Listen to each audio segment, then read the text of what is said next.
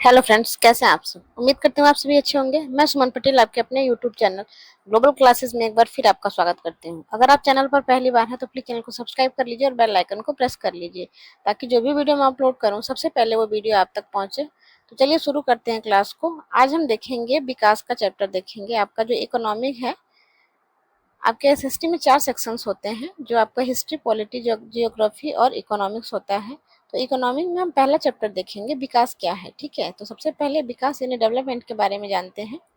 आपका पहला पॉइंट है विकास का अर्थ। तो विकास का अर्थ है ऐसी प्रगति जिससे लोगों के जीवन स्तर, आय, स्वास्थ्य, शिक्षा और सुरक्षा में सुधार होता है। ठीक है, हर व्यक्ति के लिए विकास का अर्थ अलग हो सकता है, जैसे कि किसान किसान अपना विकास कैसे कर रहा है, मजदूर कैसे करता है, विद्यार्थी वर्ग की का विकास कैसे होता है, व्यापारी का विकास कैसे होता है, ये चीजें मायने रखती हैं। देखिएगा, एग्जाम्पल मैंने लिया है, किसान जो है वो अच्छी फसल और उचित मूल्य चाहता है, वो उसका विकास है। मजदूर जो है वो अधिक मजदूरी और रोजगार चाहता है। विद्यार्थी जो है वो अच्छी शिक्षा चाहता है और व्यापारी अधिक लाभ कमाना चाहता है। इसलिए विकास के लक्ष्य अलग अलग लोगों के लिए अलग अलग हो सकते हैं। दूसरा पॉइंट देखेंगे कि अलग अलग लोगों के लिए अलग अलग विकास के लक्ष्य क्या हो सकते हैं। तो एक व्यक्ति के लिए जो चीज विकास हो सकती है तो दूसरे के लिए जरूरी नहीं है कि वो उसका विकास है। जैसे कि आप देखिएगा कि जो आम इंसान होता है, अगर किसी की तबीयत खराब होती है, ठीक है, कोई बीमार होता है तो वो डॉक्टर के पास जाता है। डॉक्टर जो है वो इलाज करता है, तो वहां पे डॉक्टर जब इलाज कर रहा है तो उसको कुछ आर्थिक सहायता मिलती है, क्योंकि मरीज जो है वो अपना इलाज कराएगा तो उसके बदले में डॉक्टर को कुछ पैसे देगा। तो डॉक्टर का विकास हो रहा है, लेकिन मरीज क्या हो रहा है, अचानक से बीमार पड़ने की वजह से उसका नुकसान हो रहा है ना। उदाहरण में देख लीजिएगा कि एक किसान अपनी जमीन के लिए अधिक सिंचाई चाहता है, जबकि किसी दूसरे व्यक्ति को उसी जमीन के किसी अन्य उपयोग से अधिक लाभ मिल सकता है। मतलब अगर जो किसान है खेती कर रहा है तो वो अपनी जमीन के लिए सिंचाई चाहेगा, और दूसरा व्यक्ति है कि वो कोई मान लीजिए कि शॉपिंग कॉम्प्लेक्स वगैरह बना रहा है, तो वहां पे जमीन की तो आवश्यकता पड़ेगी लेकिन उसको सिंचाई की करने की जरूरत नहीं है, वो उस जमीन से दूसरी तरह से लाभ कमाएगा, है ना। याद रखिएगा कि विकास के लक्ष्य व्यक्ति की परिस्थितियों और आवश्यकताओं पर निर्भर करते हैं। ठीक है, आय और अन्य लक्ष्य क्या होते हैं। लोग विकास के लिए केवल अधिक आय नहीं चाहते, बल्कि वे चाहते हैं बेहतर शिक्षा, अच्छा स्वास्थ्य, सम्मान, स्वच्छ वातावरण, समान व्यवहार, स्वतंत्रता, सुरक्षा और रोजगार के अवसर। ये सारी चीजें क्या है, विकास के लिए आय और उनका लक्ष्य होता है। ठीक है, इसीलिए आय विकास का केवल एक महत्वपूर्ण साधन है, पूरा विकास नहीं है। आय क्या है, आय विकास नहीं है। पैसे कमाने को इंसान, कोई भी इंसान बहुत ज्यादा पैसा कमा सकता है, लेकिन बस पैसे कमाने से आपका विकास होगा ये संभव नहीं है। ठीक है, राष्ट्रीय विकास क्या है, तो देश के विकास के लिए केवल कुछ लोगों की आय बढ़ना पर्याप्त नहीं है। राष्ट्रीय विकास में ध्यान दिया जाता है कि सभी लोगों की आय बढ़े, सभी को शिक्षा प्राप्त हो, सभी स्वस्थ रहें और सभी को रोजगार मिले, सबको समान अवसर मिले, सबको सार्वजनिक सुविधाएं मिले और जीवन की गुणवत्ता जो है वो बिल्कुल सही हो। ठीक है, जब देश के अधिकांश लोगों के जीवन स्तर और सुविधाओं में सुधार होता है तो इसे राष्ट्रीय विकास कहते हैं। जब देश के अधिकांश लोग, मतलब जितनी आबादी है उसके अधिकांश लोग अगर जीवन स्तर की सुविधा और सुधार को पाते हैं तब जाके राष्ट्रीय विकास होता है। ठीक है, प्रति व्यक्ति आय क्या होती है, तो किसी देश की कुल आय को उसकी कुल जनसंख्या से विभाजित करने पर प्राप्त आय को प्रति व्यक्ति आय कहते हैं। ये एक फॉर्मूला होता है, प्रति व्यक्ति आय बराबर कुल आय बटे में कुल जनसंख्या। ठीक है, जनसंख्या आप उदाहरण के तौर पे लिख सकते हैं, यदि देश की कुल आय जो है वो 10 लाख रुपए है और जनसंख्या 1,000 है, तो आपको क्या करना है, 10 लाख भागे 1,000 कर दोगे तो प्रति व्यक्ति आय आपकी 1,000 निकल के आ जाएगी। ठीक है, परीक्षा में याद रखने वाली बातें जो है उसको ध्यान दीजिएगा। तो ये आपका होगा, विश्व बैंक देशों की तुलना के लिए प्रति व्यक्ति आय को महत्वपूर्ण मापदंड के रूप में उपयोग करता है, जो विश्व बैंक होता है। ठीक है, केवल आय ही विकास का मापदंड क्यों नहीं है, केवल आय मतलब पैसे कमाना ही विकास का मापदंड क्यों नहीं है, तो दो देशों के प्रति व्यक्ति आय समान हो सकता है, दो देशों के प्रति व्यक्ति आय समान हो सकते हैं, लेकिन उनके लोगों की जीवन स्थितियां अलग हो सकती हैं। इसलिए विकास मापने के लिए आय के साथ साथ निम्न मानदंडों की भी महत्वपूर्ण भूमिका होती है, जैसे कि स्वास्थ्य, शिक्षा, जीवन प्रत्याशा, शिशु मृत्यु दर, साक्षरता, समानता, सार्वजनिक सुविधाएं और जीवन की गुणवत्ता, है ना। तो इन सारे मापदंडों का होना बहुत महत्वपूर्ण होता है। सार्वजनिक सुविधा क्या होती है? Public facilities. तो सरकार द्वारा लोगों के लिए उपलब्ध कराई जाने वाली सुविधा को सार्वजनिक सुविधाएं कहते हैं, जो सरकार सबके लिए सुविधा उपलब्ध करा रही है। जैसे कि सरकारी विद्यालय है, सरकारी अस्पताल है, हमारे यहाँ की सड़कें हैं, बिजली, पानी, स्वच्छ पेयजल, सार्वजनिक परिवहन, स्वच्छता। अगर भारत स्वच्छ है, देश स्वच्छ रहेगा तो पूरे देश वो क्या है? राष्ट्रीय विकास है ना। ऐसी सुविधाएं समाज के सभी वर्गों के जीवन के स्तर को बेहतर बनाने में मदद देती हैं। ठीक है।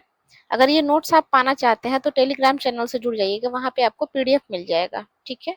कुछ प्रश्न बनाए गए हैं आपके विकास से संबंधित, देखिएगा उनको। विकास से क्या तात्पर्य है? तो विकास का अर्थ ऐसी प्रगति से है जिससे लोगों के जीवन स्तर, आय, स्वास्थ्य, शिक्षा और सुरक्षा में सुधार होता है। अलग अलग लोगों के लिए विकास के लक्ष्य अलग क्यों होते हैं? आप बताइए। अलग अलग लोगों के लिए, अभी हमने डॉक्टर और पेशेंट की कहानी बताई आपको कि डॉक्टर चाहता है कि लोग बीमार हो, और लोग बीमार होते हैं तो उनका क्या होता है? खर्चा ज्यादा होता है, जिसकी वजह से उनका विकास स्थिर हो जाता है, रुक जाता है। अगर एक घर में अगर एक पेशेंट है और उसका हमेशा इलाज चल रहा है तो उस घर का विकास मानो रुक जाता है, क्योंकि जो वो आय जो होती है उसकी, वो उसके बीमारी में ही खत्म हो जाती है। तो आपसे क्वेश्चन किया गया है कि अलग अलग लोगों के लिए विकास के लक्ष्य अलग क्यों होते हैं? क्योंकि लोगों की परिस्थिति, आवश्यकता और प्राथमिकताएं अलग अलग होती हैं। परिस्थिति है कि घर में बीमार है, प्राथमिकता है कि उसे दवा देनी है। ठीक है। तो ये अलग अलग प्राथमिकता है ना। आवश्यकता है कि उसके लिए दवा लेनी है, प्राथमिकता यही है कि भाई उसको टाइम से इलाज करवाना है, नहीं तो फिर उसका स्वास्थ्य और खराब हो सकता है। क्या केवल अधिक आय विकास का पर्याप्त मानदंड है? केवल अधिक आय बिल्कुल नहीं। मान लीजिए कि कोई भी व्यक्ति अगर पढ़ा लिखा नहीं है, उसके पास ज्ञान नहीं है और वो बहुत ज्यादा पैसे कमाता है, तो क्या बताइए वो मानदंड सही है? बहुत ज्यादा वो उसके पास पैसे आ तो रहे हैं, लेकिन क्या वो उनका सही स्तर पे, उसको सही जगह पे खर्च कर पाएगा, या फिर उससे विकास संपूर्ण हो रहा है? नहीं होगा, है ना।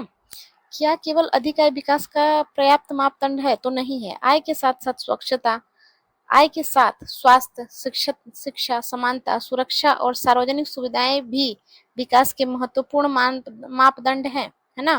प्रति व्यक्ति आय क्या है? तो किसी देश की कुल आय को उसकी जनसंख्या से विभाजित करने पर प्राप्त आय को प्रति व्यक्ति आय कहते हैं। फॉर्मूला यही बताया अभी हमने आपको, देखिएगा। अर्थ एक व्यक्ति की औसत आय को दर्शाती है, वही फॉर्मूला सेम है। सार्वजनिक सुविधाएं क्या है? तो सरकार द्वारा जनता के लिए उपलब्ध कराई जाने वाली सुविधा को सार्वजनिक सुविधा कहते हैं। जैसे कि विद्यालय है, आपके गांव में, आपके घर के आसपास देखा होगा कि प्राथमिक विद्यालय होता है। ठीक है। विद्यालय हो गया, अस्पताल हो गया, सड़क, बिजली और स्वच्छ पेयजल आदि। मानव विकास क्या है? तो लोगों की आय, शिक्षा, स्वास्थ्य और जीवन स्तर में सुधार को मानव विकास कहा जाता है। सतत विकास क्या है? ऐसा विकास जिसमें वर्तमान पीढ़ी की आवश्यकताएं पूरी हो और भविष्य की पीढ़ियों की आवश्यकताओं को नुकसान न पहुंचे, सतत विकास कहलाता है। जैसे कि जल का संरक्षण, जल को बचा के रखिए, ये क्या है? हमारी वर्तमान पीढ़ी, ये फ्यूचर में, भविष्य में जो पीढ़ी है उनके लिए काफी ज्यादा जरूरी है। वनों का संरक्षण, अगर जंगल की कटाई ऐसे चलती रही, जंगल बहुत ज्यादा मात्रा में काटे जाएंगे, तो फिर आगे दिक्कत होने वाली है फ्यूचर वाली पीढ़ी को, है ना। तो वनों का संरक्षण बहुत जरूरी है। ऊर्जा की बचत, प्राकृतिक संसाधनों का संतुलित उपयोग, प्राकृतिक संसाधन जो भी है उनका संतुलन में उपयोग करना बहुत आवश्यक है ना। जैसे कि नदियों में कूड़ा करकट फैलाना, ये क्या है? ये हम क्या कर रहे हैं? प्राकृतिक जो भी संसाधन है उनका दुरुपयोग कर रहे हैं। तो इनका सही उपयोग करना और इनको संतुलित बनाए रखना हमारी जिम्मेदारी है ना। और ये क्या कहलाएगा? सतत विकास का उदाहरण है। ठीक है। आगे देखेंगे क्वेश्चन। विकास के विभिन्न लक्ष्यों को उदाहरण सहित समझाइए। तो विकास का अर्थ केवल अधिक आय प्राप्त करना नहीं, अलग अलग लोगों के लिए विकास के लक्ष्य अलग अलग हो सकते हैं, क्योंकि उनकी आवश्यकता और परिस्थितियां अलग होती हैं। ये हमने आपको पीछे भी बताया। किसान जो है वो, किसान अच्छी फसल, अपनी उपज का उचित मूल्य, सिंचाई, बीज, खाद्य और ऋण जैसी सुविधा चाहता है।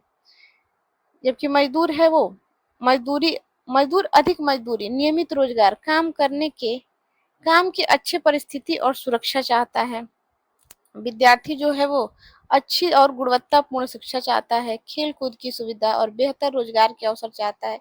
जब भी कोई बच्चा, कोई विद्यार्थी पढ़ रहा होता है तो वो क्या चाहता है कि उसकी शिक्षा जो है वो गुणवत्तापूर्ण हो, वो खेल कूद में भी पार्टिसिपेट करना चाहता है, और बेहतर रोजगार, हो सकता है कि खेल कूद के माध्यम से ही वो उसको कोई रोजगार मिल जाए, है ना। और अपने लाइफ में वो हमेशा चाहता है कि मुझे एक बेहतर रोजगार का अवसर मिले और मैं समय से कोई अच्छा सा रोजगार कर सकूं। व्यापारी क्या चाहता है? व्यापारी अधिक लाभ कमाना चाहता है, अपने व्यापार की सुरक्षा चाहता है, कम टैक्स और बेहतर परिवहन सुविधा चाहता है, मतलब कम, उसको टैक्स कम देना पड़े और बेहतर जो परिवहन सुविधा है वो उसको बेहतर तरीके से मिले। महिलाएं क्या चाहती हैं? तो महिलाएं समान व्यवहार चाहती हैं, सुरक्षा, स्वतंत्रता, शिक्षा, स्वास्थ्य और रोजगार के अवसर चाहती हैं। महिलाएं भी चाहती हैं कि उन्हें रोजगार का अवसर मिले, उनको भी समानता मिले, सुरक्षा मिले और स्वतंत्रता मिले और शिक्षा मिले, वो महिलाओं की भी इच्छा होती है। इस प्रकार विकास के लक्ष्य व्यक्ति की आवश्यकताओं, परिस्थितियों और प्राथमिकताओं पर निर्भर करते हैं। विकास का अर्थ केवल आय बढ़ाना नहीं, निष्कर्ष है इसका, विकास का अर्थ, ये लॉन्ग टाइप क्वेश्चन है आपका, विकास का अर्थ केवल आय बढ़ाना नहीं बल्कि जीवन के विभिन्न पहलुओं जैसे शिक्षा, स्वास्थ्य, सुरक्षा, सम्मान और समानता में सुधार करना है। इसलिए विकास के लक्ष्य अलग अलग लोगों के लिए अलग अलग हो सकते हैं। ठीक है, सेकंड क्वेश्चन देखेंगे, मानव विकास क्या है? तो मानव विकास का उद्देश्य केवल आय बढ़ाना नहीं बल्कि लोगों के स्वास्थ्य, शिक्षा और जीवन स्तर में सुधार करना है। मानव विकास के प्रमुख पहलू जो होते हैं वो होता है आय प्लस शिक्षा प्लस स्वास्थ्य प्लस जीवन स्तर, है ना। सतत विकास, ऐसा विकास जिसमें वर्तमान पीढ़ी की आवश्यकताएं पूरी हों और भविष्य की पीढ़ियों की आवश्यकताओं को नुकसान न पहुंचे, सतत विकास कहलाता है। यदि हम प्राकृतिक संसाधनों का अधिक उपयोग करेंगे तो भविष्य में संसाधनों की कमी हो सकती है, जैसे कि इसलिए हमें जल का संरक्षण करना है, ऊर्जा की बचत करनी है, वनों का संरक्षण करना है और प्राकृतिक संसाधनों का संतुलित उपयोग करना चाहिए। सतत विकास का उद्देश्य वर्तमान और भविष्य दोनों पीढ़ियों के जीवन को बेहतर बनाना है। ठीक है, अब दूसरा क्वेश्चन देखिएगा, विकास क्या केवल अधिक आय विकास का पर्याप्त मानदंड है? समझाइएगा। नहीं, केवल अधिक आय विकास का पर्याप्त मानदंड नहीं है। किसी व्यक्ति या देश के विकास को समझने के लिए आय के साथ साथ अन्य बातों को भी देखना आवश्यक है। अन्य महत्वपूर्ण मापदंड अच्छी शिक्षा, बेहतर स्वास्थ्य, समानता, सुरक्षा, स्वतंत्रता, रोजगार के अवसर, स्वच्छ वातावरण, सार्वजनिक सुविधा, बेहतर जीवन स्तर। दो देशों के प्रति व्यक्ति आय समान हो सकती है लेकिन शिक्षा, स्वास्थ्य और जीवन की गुणवत्ता में बहुत अंतर हो सकता है। देखिए, अगर शिक्षा है, स्वास्थ्य है और समानता है, ठीक है, स्वतंत्रता है, तो इंसान की आय कम भी है और वो शिक्षित है, वहां उस इंसान की स्वास्थ्य स्थिति बढ़िया है, और उसी के मुकाबले में अगर दूसरा व्यक्ति है, दोनों सेम कमाते हैं, उनकी आय दोनों की बराबर है, लेकिन वो स्वस्थ नहीं रह रहा है, उसके घर में हमेशा नाना प्रकार की बीमारियां पनपी हुई हैं, तो वो विकास नहीं करेगा। लेकिन जो व्यक्ति स्वतंत्र है, शिक्षित है और स्वस्थ है, वो कम, उसकी आय कम भी है तो वो अच्छी चीज है, वो उसका विकास अच्छी गति से होगा, है ना। तो दो देशों के प्रति व्यक्ति आय समान हो सकती है लेकिन शिक्षा, स्वास्थ्य और जीवन की गुणवत्ता में बहुत अंतर हो सकता है। आप अपने आसपास ही देखिएगा कि दो परिवार है, एक लोग कम कमा रहे हैं और एक लोग ज्यादा कमा रहे हैं। जो ज्यादा कमा रहे हैं, अगर उनके घर में एक भी व्यक्ति बीमार है या फिर कोई अशिक्षित है या फिर उनके घर में समानता नहीं है, और जो व्यक्ति कम कमा रहा है उसके घर में शिक्षा है, समानता है, स्वास्थ्य सही है, तो वहां पे दोनों के विकास में काफी हद का अंतर होगा, है ना। निष्कर्ष, आय विकास का एक महत्वपूर्ण साधन है लेकिन पूर्ण विकास का अकेला मापदंड नहीं है। आय जो है वो विकास के लिए काफी जरूरी है, एक साधन है, साधन के रूप में इसको इस्तेमाल किया जा सकता है, लेकिन संपूर्ण विकास आय पे डिपेंडेड है, ये बिल्कुल सही नहीं है। आय विकास के लिए हमें शिक्षा, समानता, अच्छा स्वास्थ्य और स्वतंत्रता, ये सारी चीजें बहुत जरूरी हैं। ठीक है, तो फ्रेंड्स, ये आज का आपका था क्वेश्चन इकोनॉमिक्स का। तो अब कल मिलते हैं अगले टॉपिक्स के साथ, तब तक के लिए आप अपना ध्यान रखिए। बाय बाय, जय हिंद, जय भारत।